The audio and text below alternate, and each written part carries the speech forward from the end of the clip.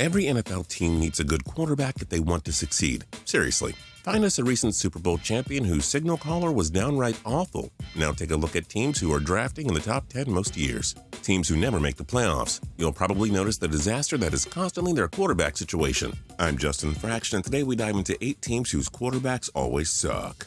We do hope you enjoy this video, and if you do, feel free to click subscribe down below for more cool videos every single day.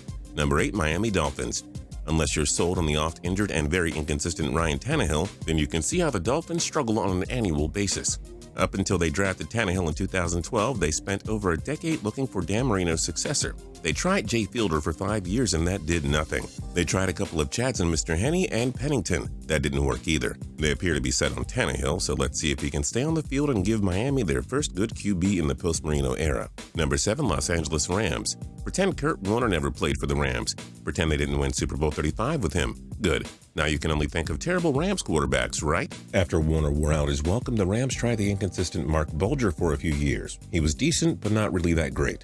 The Rams then drafted Sam Bradford first overall in 2010. Spoiler alert, he was a big draft bust. They tried other guys like Kellen Clemens and Case Keenum. Nobody worked. The Rams have since drafted Jared Goff with the first overall pick in 2016. Does he finally give them the QB they've been asking for? We'll see.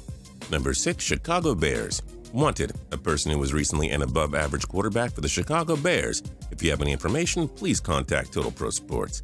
We tried okay, but most of us agreed that Jay Cutler was one of the league's worst QBs during his tenure in the Windy City. Yet he was better than the likes of Kyle Orton and 2006 NFC champion Rex Grossman. How did Grossman even get to a Super Bowl? Most years the Bears try at least 3 quarterbacks a season. That's called desperation. They drafted Mitch Trubisky in 2017, but it's going to be a while before we can make a good judgment of him. Number 5, Buffalo Bills. Let's just say that the Buffalo Bills really miss Jim Kelly, who led them to 4 AFC championship victories before retiring in 1996. Buffalo tried out washed-up veterans like Doug Flutie and even Patriots icon Drew Bledsoe, but they both obviously failed. The Bills even tried out journeyman Ryan Fitzpatrick, who had a couple of flashes then stopped being half-decent. In 2015, they turned to Tyrod Taylor. Not awful, but he's a mediocre QB at best. The search for Jim Kelly 2.0 continues. Number 4, New York Jets. The Jets once had Joe Namath, but that was almost 50 years ago.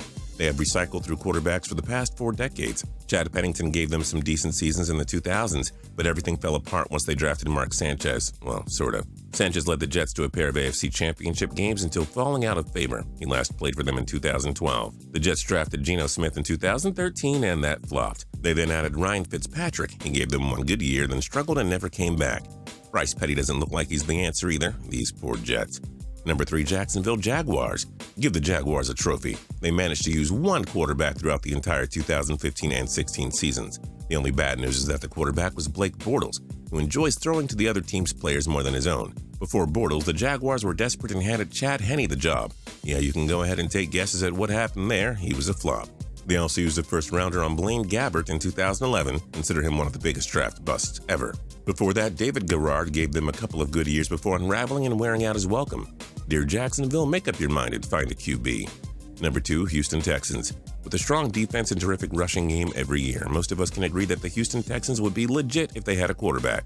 They drafted David Carr first overall in 2002, but they gave him no offensive line and he was sacked 76 times in his rookie year, so that project totally flopped. Houston would later try out Matt Schaub, who was actually above average and led them to the playoffs in 2012, before completely falling apart and being let go after the 2013 season. Houston tried 3 different quarterbacks in 2014 and 4 different ones in 2015. This included Brian Hoyer and former Patriots backup QB Ryan Mallett. Brock Osweiler was given $72 million in 2016, then released a year after. The Texans drafted Deshaun Watson in 2017. So far, so good. Let's see if he ends this misery. Otherwise, Houston, you have a problem. Number 1, Cleveland Browns. Our very own Mike Cantalupo asked fans to name all, wait for it, 26 quarterbacks that have started for the Browns since 1999. What's even more sad is the number dramatically increases every couple of years. Where can we start? Tim Couch, who was drafted first overall in 1999. Brady Quinn, a 2007 first-rounder who's… wait, where's he anyway? And boy, that Johnny Manziel guy sure made it look like he just didn't want to play for Cleveland. Before worrying about a Super Bowl, Cleveland should try going 1 full season with a single starting quarterback. Can't be that hard, right? What other teams never had a good quarterback? Join us in the comments section below. If you liked this video and learned a thing or two, clicking the like button helps us out a ton and we appreciate it. If this is your first time coming around to Total Pro Sports though, Subscribing is a great idea because we put out videos like this every single day. But as always, thanks for watching, and we'll see you guys next time.